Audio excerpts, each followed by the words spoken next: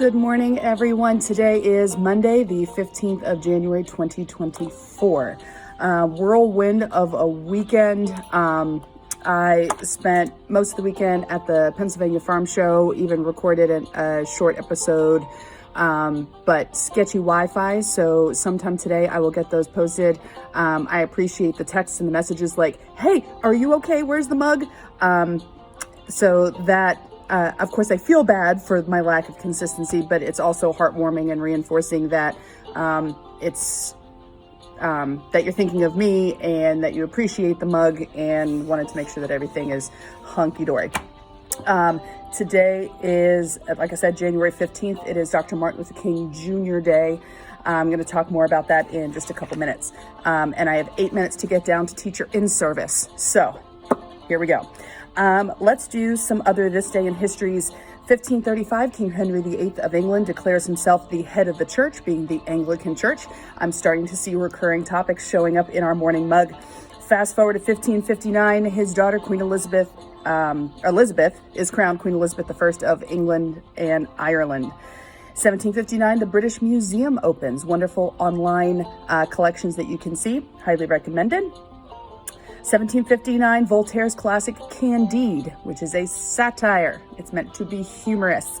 Was published at first anonymously. 1961, Berry Gordy signs the Supremes to Motown. Most of the Motown catalog pre-1970, I would say. I was born knowing most of it. So Diana Ross and the Supremes. Born this day in 1412, Joan of Arc. 1918, Gamal Abdel Nasser, who's going to be revolutionary leader and later president of Egypt. So today is a federal holiday. Most banks are closed. The mail will not be delivered today. In 2019, 45% of employers gave their staff the day off. Most of them paid days off. And much like other federal holidays during the academic year, teachers are here the day for in-service.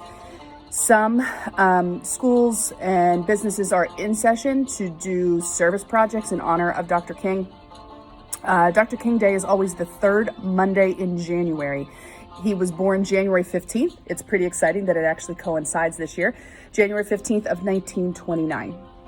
And I don't know if you've seen something on any of your news feeds, but also born the same year, 1929, Anne Frank, Diary of a Young Girl. Maybe you've read that book. So kept her diary when she was in hiding in Amsterdam during the Holocaust, was eventually captured and passed away in a concentration camp.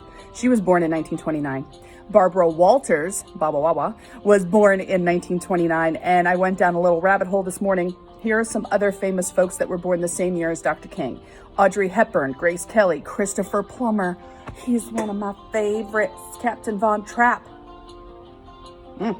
Bob Newhart, Dick Clark, Berry Gordy, who I just mentioned previously, and Jackie Kennedy, all born the same year. Barbara Walters, 93 years young. So I love doing things like this because it helps put things in perspective, chronologically speaking. So if Dr. King were still with us, he would be 93 years old today. Dr. King Day, and remember, it's not Martin Luther. We talked about that before on the mug. So 16th century German monk, although both ministers to very different people. But Dr. King Day, the federal law passed in 1983, first observed 1986. And the first time it was observed by all 50 states was not until the year 2000. Going back to that idea of celebration, celebrating instead of just having a day off, where we're not talking about the mission and the life of this individual and the impact that he had. Like our school, we have session on Veterans Day, and Big Spring does an outstanding job with the Tempest Leo Club doing a veterans ceremony to heighten our awareness and our patriotism. So a National Day of Service is also connected here to Dr. King Day. The National Day of Service was actually started by U.S. Senator Harris Woolford and Congressman John Lewis, someone else who I definitely admire. Senator Woolford was appointed by Governor Casey after the passing of H. John Heights III, and that was in 1991. Dr. King civil rights leader known especially for his involvement with the Montgomery bus boycott. That would have been in 1955. March on Washington in 1963. His I Have a Dream speech is something that is a part of our curriculum. Multiple marches from Selma to the capital of Alabama, Montgomery. President of the SCLC, the Southern Christian Leadership Conference. Nobel Prize winner in 1964, the Nobel Peace Prize. He was assassinated in 1968 in Memphis, Tennessee. He was only 39 years old, just a year older than I am. Putting that into perspective, just thinking how much he accomplished. I know I've accomplished a lot. I'm not putting myself down there, but wow. And if we hop on to our daily dose of Hanks. So something was circulating on the internet, and I'm shaking my head. Someone had the time to make a fake poster saying that Tom Hanks was starring in an upcoming Netflix original series, MLK, as Dr. King. Not true. Definitely not true. Netflix, of course, did come out and say, yeah, no. Tom Hanks came out and said, no. But something else I did find, a second daily dose of Hanks. He did an interview less than a year ago on what he remembers when he was a kid, 1968, when Dr. King was assassinated. He was living in Oakland, California. They had an early release from school, and he remembers the early release a couple years before with the Kennedy assassination. And he said, when we were walking home and the days after Kennedy was assassinated, there was quiet. There was somberness.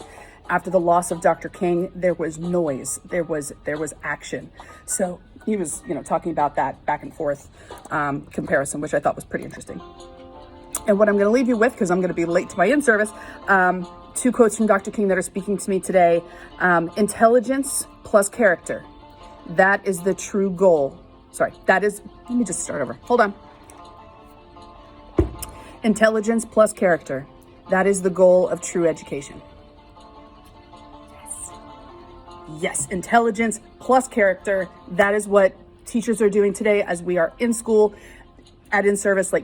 That's what we're doing. That's what we're working on. And they can do it. Yes. And the second quote, faith is taking the first step, even when you don't see the whole staircase. And even though he was a Baptist minister, he's not necessarily talking about religious faith. If that is of comfort to you, awesome, own it, go with it. But faith in yourself, faith in humanity, faith that things are going to work out. Take that first step, even if you don't see the whole staircase. And that is the name of this episode, Invisible Staircase. Getting ready to embark on a new semester tomorrow, teaching something I've never taught before, psychology. I haven't had it since undergrad. I have to trust myself. I have to trust the process. I have to trust my students to be supportive of me and of each other. Have faith with that invisible staircase, Okay, so do some form of service today.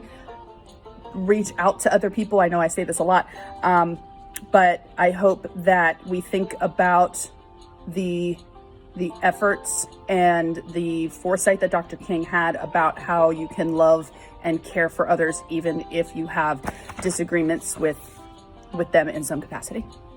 So that is your mug for today. So until tomorrow, everybody, behave, be good, be kind, continue to wash your hands, recycle when appropriate, and take care of each other. See ya.